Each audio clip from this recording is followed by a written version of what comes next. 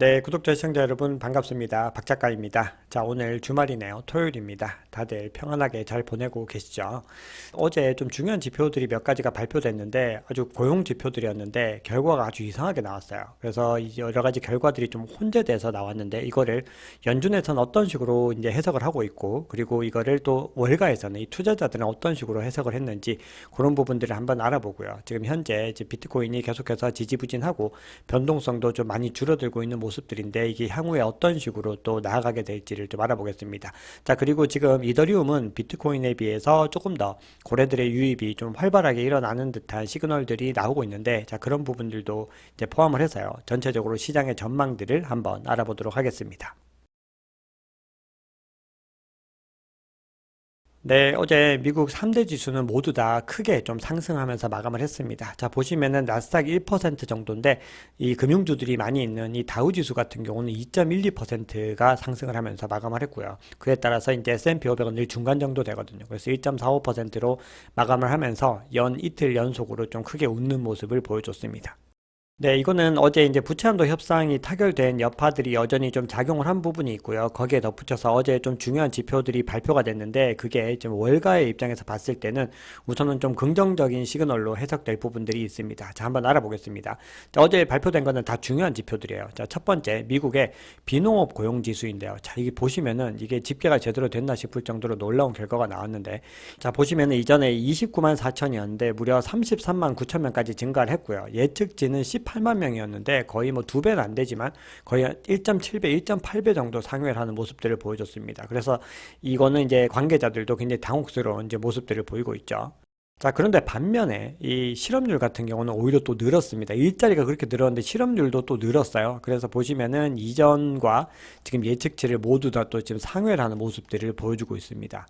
네, 지금 거기다가 지금 시간당 임금도요. 보시면 전월 대비 보시면은 이전과 예측치를 모두 다 하회하고 있고, 그리고 이제 전년 대비로 봤을 때도 이전을 하회하고 예측치에도 정확하게 부합되는 모습들을 보여주면서 일단은 일자리가 되게 크게 늘어나고 있는 거에 반해서 임금 상승 속도와 그리고 어떤 실업률 부분들이 굉장히 좀 연준이 바라는 어떤 시나리오대로 가고 있는 모습들을 보여주고 있어요. 그래서 이 어제 발표된 지표들을 종합해서는 어떻게 해석을 할 수 있느냐 하면은 자, 우선은, 자, 연준은 이렇게 생각을 합니다. 자, 이 고용지표를 어떻게 해석할 것인가? 자, 아직은 모르겠다. 이 방향성을 조금 더 지켜보아야 되겠다. 이게 가장 좀 정답에 가까운 건데, 이걸 이제 월간 어떻게 해석을 했느냐 하면은, 네, 이렇게 해석을 합니다. 자, 일자리 자체는 급증을 했죠. 아까 비농업 고용 지수를 보면은 굉장히 많이 늘었잖아요. 일자리 자체는 급증을 했는데 임금 상승 속도가 더뎌졌고 실업률도 오르는 이 현상이 나타났다는 거야. 자, 그 얘기는 지금 임금 상승 속도도 더뎌지고 실업률도 올랐으니까 인플레이션을 향후에 유발할 수 있을 가능성이 줄어든 거죠. 그래서 인플레이션 우려는 다소 덜면서 그럼에도 일자리가 많아요. 노동시장은 회복력을 가지고 있다. 어떻게 보면은 연준 입장에서는 이걸 고지고대로 해석하면은 가장 좋은 그림이라고도 볼 수가 있거든요. 그래서 일단은 시장에서는 환호를 한 겁니다. 야, 결과 좋다. 이렇게 생각을 한 거죠. 자, 그래서 어제 미국 3대 지수가 다 오르고 어제 코인 시장도 이제 덩달아서 같이 상승을 하게 된 거죠. 근데 반면에 이거는 여기서 완전히 마무리될 수가 없는 게 기업들의 구인 욕구가 아직도 강하다는 거죠. 이 얘기는 연준의 긴축이 먹혀들지 않았다는 얘기입니다. 지금 뭐 경기 침체는커녕 계속해서 일자리가 더 많이 늘어나고 있다는 거죠. 그렇게 되면은 결국은 돌고 돌아서 향후에는 이 연준이 우려하는 일들이 또 일어날 수 있다라는 거거든요. 그래서 지금 이 흐름들이요, 장기적으로 갈 수 있을지에 대해서는 의문을 가질 수밖에 없는, 자, 그런 부분들로 해석이 되고 있습니다. 자, 그래서 이제 요 어제 결과가 나오고요. 이제 약간의 변동이 있었지만 다음 달 6월 14일에 금리를 동결할 거라는 의견은 여전히 압도적입니다. 어제 거의 80%에 육박했는데 꽤 줄긴 했어요. 그렇지만 여전히 좀 압도적이다라고 볼 수가 있죠. 그런데 이번 연준의 어떤 금리 인상 중단은 중단이 아니라 잠시 일시적인 멈춤이다라고 지금 계속해서 연준 인사들이 강조를 했죠. 그래서 다음 달인 7월 달에 금리를 0.25%포인트 인상할 거라는 의견이 지금 가장 많습니다. 51.5%를 현재 차지하고 있습니다. 근데 이거는요, 또 그 사이에 어떤 일들이 일어날지에 따라서 상황이 달라지는 거기 때문에 계속해서 지켜봐야 됩니다. 네, 비트코인 차트를 보겠습니다. 네, 어제는요, 그 전날의 어떤 하락분을 다 회복하는 수준으로 상승을 했고요. 현재 27K를 지금 상회를 해서 이제 새로운 또 저항 영역들을 테스트를 하는 그런 가운데 있습니다. 그래서 가격의 흐름들이 어떻게 갈지 뒤에서 좀 자세하게 말씀을 드려보겠습니다. 네, 어제는 뭐 대부분의 이제 코인들이 다 상승을 했죠. 비트코인도 1.72%, 이더리움도 2.32%, 그 외에 대부분의 이제 알트코인들도 어제 녹색불이 환하게 들어온 모습들을 보여주고 있고요. 어제 트론이 또 굉장히 많이 지금 오르는 모습들을 보여줬는데, 제가 뭐 트론 같은 코인들을 지금 현재 계속해서 언급을 하거나 그러진 않은데요. 이제 시장의 상황들을 보면서 제가 앞으로는 알트코인들을 전체적으로 한 번에 좀 정리를 해서 알려드릴 수 있는 그런 콘텐츠들도 좀 기획을 하고 있습니다. 네, 어제 전반적으로 다 이제 코인들이 상승을 했기 때문에, 그리고 저 비트코인보다 오히려 이더리움이 더 많이 상승했죠. 아까 방금 보여드렸듯이. 그렇기 때문에 비트코인 도미넌스는 지금 다시 회복되지 못하고 계속해서 지금 하락 곡선을 그리고 있는 상황입니다. 그래서 현재 47.5% 정도에 머물고 있습니다. 공포 및 탐욕 지수 같은 경우는 이제 소폭 상승을 했습니다. 53인데 여전히 중립을 유지하고 있습니다. CVD 지표 확인해 보겠습니다. 자, 어제 가격이 좀 상승의 움직임이 있었는데 전체적으로 뭐 고래들이 적극적으로 시장에 다시 뛰어들었다 이런 움직임들은 아니고요. 어떤 특정한 고래들이 좀 주도하는 어떤 상승장이었다 이렇게 볼 수가 있는데요. 우선 파이어 차트를 보겠습니다. 자, 지금 보시면은 가격이 요 가격대 근처에는 뚜렷하게 매물대 어떤 매수벽이나 매도벽이 형성되어 있지는 않고요.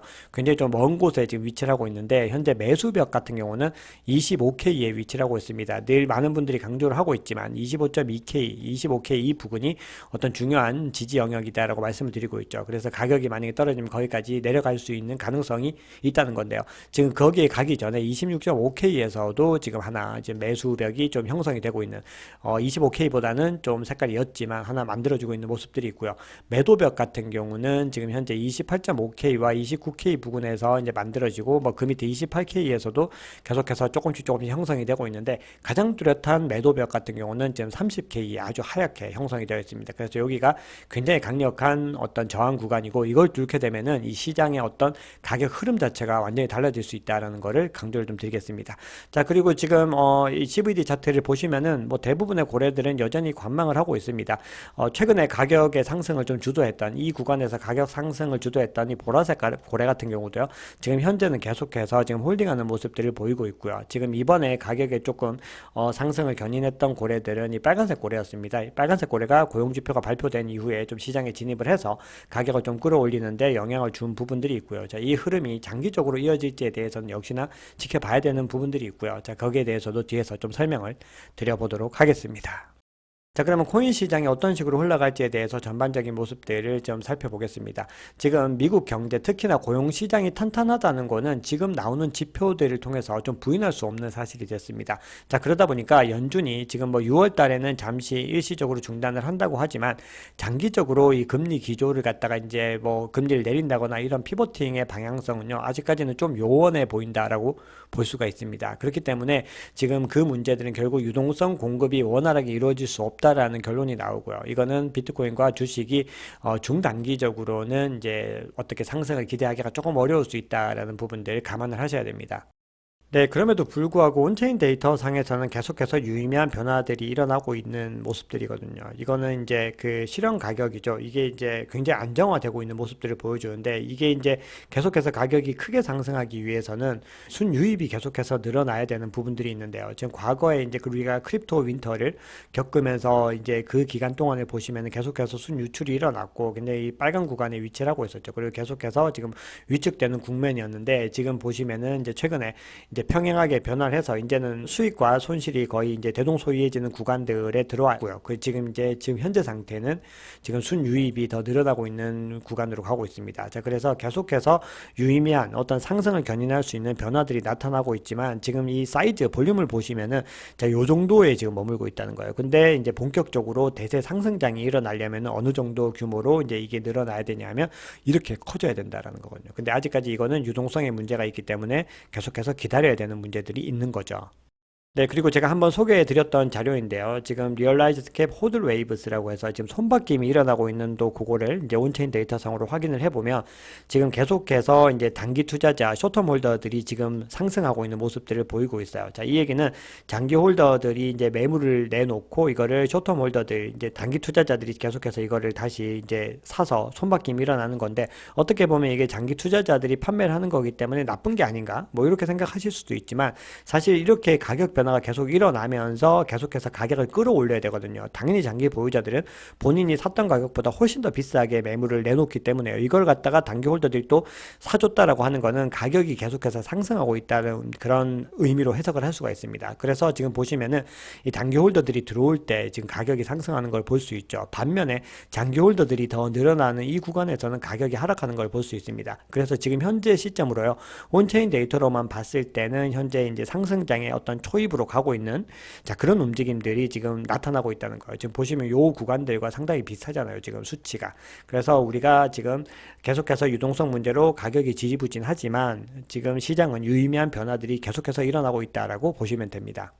네, 제가 비트코인을 설명드릴 때마다 늘 말씀드리는 게 어�оп션, 채택이라고 강조를 드렸습니다. 자, 이 얘기는 정말 많은 정부들, 각국의 어떤 정부들과 그리고 어떤 기관 투자자들이 비트코인을 계속해서 많이 채택하고 도입을 할수록 이 가치가 계속해서 늘어나게 되고, 그 가격 상승의 어떤 트리거가 될 수 있다고 말씀을 드렸는데, 브라질의 최대 거래소입니다. 메르카도 비트코인이 결제기관 라이선스를 획득을 했습니다. 이 중앙은행으로부터요. 그래서 이 메르카도 비트코인은 결제기관으로 플랫폼을 운영을 할 수가 있게 된 겁니다. 그래서 암호화폐 결제 카드를 비롯해서 기존 금융 서비스와 암호화폐 잠재력을 결합한 금융 서비스를 제공할 수 있는 기반이 된 겁니다. 자, 이런 남미 국가들, 특히 브릭스 국가들을 중심으로 해서 계속해서 이 채택들이 늘어나고 있어요. 대표적으로 중국과 그리고 러시아, 브라질 같은 나라들인데요. 그 외에도 뭐 사우디를 비롯해서 뭐 아랍에미리트 뭐 그런 나라들이 계속해서 채택을 이제 늘려나가고 있는 거거든요. 그래서 이거는 장기적으로 이제 큰 호재 소식들로 볼 수가 있습니다. 이제 비트코인 관련해서 이제 많은 이제 의견을 내시는 어떤 전문가분들 그리고 여기에서 어떤 구루라고 해야 될까요? 성공한 사업가들은 계속해서 이제 비트코인의 상승 흐름이 끊기지 않았고 연말에는 크게 상승할 수 있다라는 전망을 내놓고 있어요. 갤럭시 디지털의 마이크 노보그라츠도요. 최근에 이제 CNBC 방송 프로그램에 출연을 해서 비트코인의 약세 흐름을 보이는 거는 이 대규모 기관 투자자나 대형 투자자가 지금 참여가 부재하기 때문이라고 얘기를 합니다. 결국 이거는 유동성의 문제라는 거죠. 지금 어떤 마켓 메이킹을 할 수 있는 그런 기관들이 아주 부족하다는 거예요. 네, 그런데 어제 말씀드렸죠. 제가 위챗이 지금 비트코인 시세를 제공하는 서비스를 지금 선보였다라고 말씀을 드렸는데 이거는 중국의 자본들이 계속해서 들어올 수 있는 기반이 될 수 있는 거고요. 그리고 홍콩이 자기들의 어떤 라이센스를 받은 규제된 거래소를 통해서 드디어 이제 개인 투자자들의 암호화폐 거래도 이제 허용하기로 한 거잖아요. 그래서 이런 흐름들은 유동성을 가지고 올 수 있는 중요한 여건들이 될 수 있습니다. 자, 그리고 결정적으로 연준이 이제 올해 마지막 분기에 금리 인하를 이제 시작을 하게 되면은 뭐 내년 초가 될 가능성이 더 높다고 하는데 어쨌든 노보그라츠는 아마도 마지막 분기쯤에 이제 이 금리 인하 피보팅을 시작을 하게 되면은 비트코인이 큰 혜택을 받게 될 것이다라고 이야기를 하고 있습니다. 네, 비트맥스 공동 창업자인 아서 헤이즈 같은 경우도 좀 비슷한 의견들을 얘기를 하고 있어요. 올해 3분기 말에서 4분기 초에 비트코인 강세장이 시작될 것이다. 그래서 자기는 이 조용한 시간을 이용해서 비트코인에 대해 할당을 늘려나갈 것이다. 본인은 조용히 매수하겠다. 이렇게 얘기를 하는데 자, 이분이 그렇게 막 되게 조용하진 않습니다.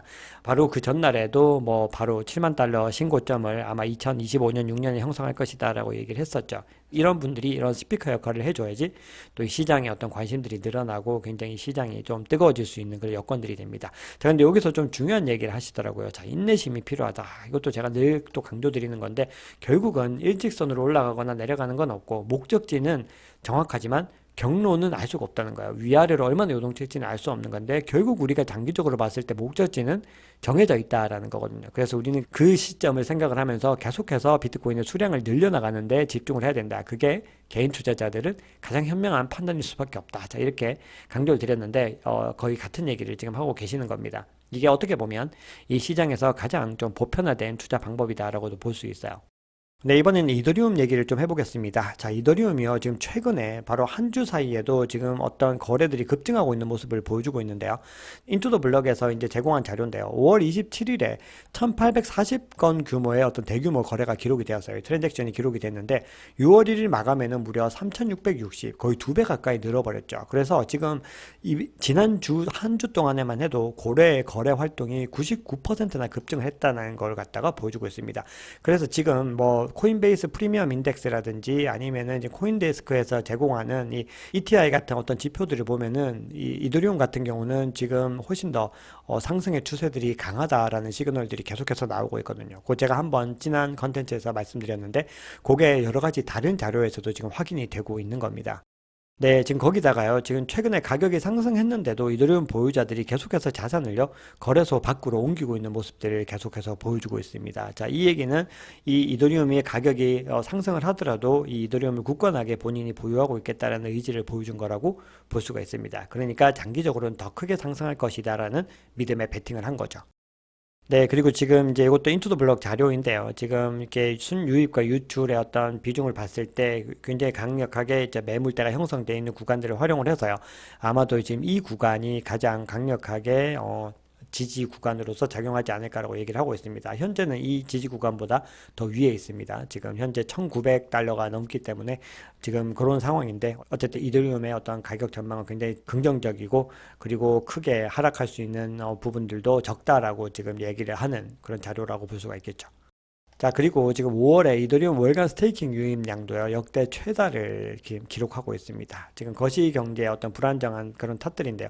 지금 예금을 대체로 해서 지금 이더리움 스테이킹이 굉장히 크게 각광을 받을 것이다, 장기적으로. 이런 이야기들이 많이 있는데, 그와 관련된 어떤 증거다라고 볼 수가 있습니다. 자, 보시면은, 이더리움 비트코인 체인의 애치된 스테이킹 물량의 약 18%가 5월 한 달 동안 유입이 됐고요. 미국의 부채 상한 어떤 합의 난항으로 인해서 디폴트 가능성과 은행 파산의 우려들이 늘어나니까 이 이더리움의 인기가 굉장히 크게 오른다는 거예요. 비트코인만 인기가 있는 게 아니라 이더리움은 더 막 지금 인기가 있다는 거예요. 그래서 상대적으로 높은 스테이킹 연금리가 투자자들에게 매력적으로 다가오고 있고 앞으로 계속해서 연준이 이제 피보팅을 하게 되면은 인플레이션 위기는 늘 존재를 하게 될 거고 그렇게 되면은 또 금리를 올리니 많이 이런 문제들이 앞으로도 거시 경제를 계속해서 괴롭힐 거라는 거거든요. 그렇게 됐을 때 가장 매력적인 상품이 무엇인지를 생각을 해보면 이더리움이 되지 않을까 이렇게 투자자들은 판단을 하고 있다는 겁니다. 자, 그런데 이더리움이 좀 공고하게 가격의 상승을 하기 위해서는 정말 중요한 어떤 저항 영역을 뚫어야 되는데 이게 바로 2,000달러라는 겁니다. 많이 또 들어보셨을 까요 그래서 여기를 공고하게 뚫고 여기를 지지 구간으로 만들어서 다져나가지 않으면 이거는 이제 진정한 강소로 보기에는 아직 시기상조다. 이렇게 주장하는 기술 분석가들도 있습니다. 자, 그러면 이제 비트코인 가격 흐름에 대해서 어떤 단기적인 전망 부분만 좀 말씀을 드리고, 이제 전체적으로 불리시한 의견을 주시는 또 의견들 몇 가지, 기술 분석가들 의견을 소개해 드리면서 오늘 영상을 마무리하겠습니다. 자, 비트코인이 이제 지난 며칠 동안에는 계속 하강 채널 패턴 내에서 거래를 했습니다. 요 구간에서 지금 계속해서 이제 거래를 하고 있었다는 거죠. 그래서 지금 매수세 가격을 22MA 이상으로 지금 되돌리려고 하고 있다라고 지금 주장을 하고 있습니다. 지금 현재는 지금 아래에 위치하고 있거든요. 22MA. 그래서 이 가격이 이제 저항선에서 하락을 하게 되면은 이제 채널 내에서 일정 시간 더 머무를 수 있다. 이 구간에서 지금 좀 더 횡보를 할 수 있는데, 자, 어디까지 내려갈 수 있냐면, 역시나 25.2K 정도라고 얘기를 합니다. 그런데 이 채널을 갖다 완전히 돌파하고 올라가게 되면요, 지금 31,000달러를 향해서 이제 본격적인 상승 시동을 걸 수 있다라고 주장을 합니다. 뭐 의견이 크게 바뀐 건 없죠. 왜냐하면 늘 강조드리지만 그 특정한 구간에서 계속해서 매수 매도 공방이 너무 치열하게 일어나고 있기 때문에 지금 그 구간들에서 계속해서 횡보의 흐름들을 이어가는 거거든요. 근데 결국은 어떤 결정적인 트리거가 발생을 하게 되면요, 어느 방향으로든 좀 뚫고 올라가게 되거나 뚫고 내려가게 될 거다라는 거예요.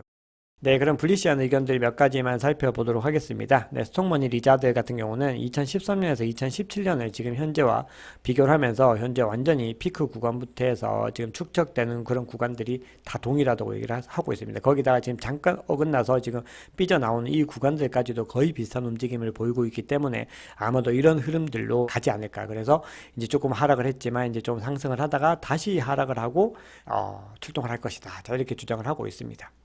네, 이번에는 트레이더 타디그레이드라고 하는 분인데요. 네, 이 3일봉 RSI가 지금 50을 상회하는 이 구간을 중요하게 보고 있습니다. 그래서 이것보다 이제 하단에 위치할 때 이제 베어리시한 것이고 상단에 위치하면 불리시한데 지금 현재 이 아래로 절대 내려가지 않았고 지금 계속해서 여기를 좀 테스트를 하면서 지금 간보기를 하고 있다는 겁니다. 그리고 이게 이제 공고하게 다져지는 순간에 이제 반등의 흐름을 이어갈 것이다라고 주장하고 있습니다.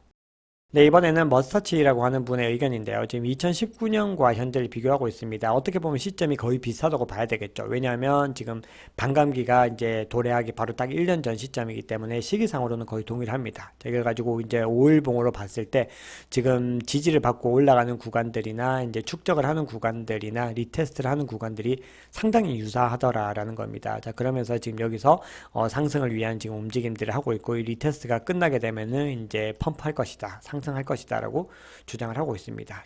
네, 오늘 준비한 이야기는 여기까지입니다. 자, 제가 오랜만에 또 주말에 영상을 올려드리는데요. 내일도 만약에 좀 특별한 이슈들이 있으면은 제가 시간이 허락하는 대로 하나 정도 더 올려드리고요. 만약에 또 특별한 이슈가 없다 그러면은 뭐 패스를 하도록 하겠습니다. 네, 여러분들 주말 즐겁게 잘 보내시고요. 다음 주에 또 반가운 모습으로 뵙겠습니다. 지금까지 박 작가였습니다.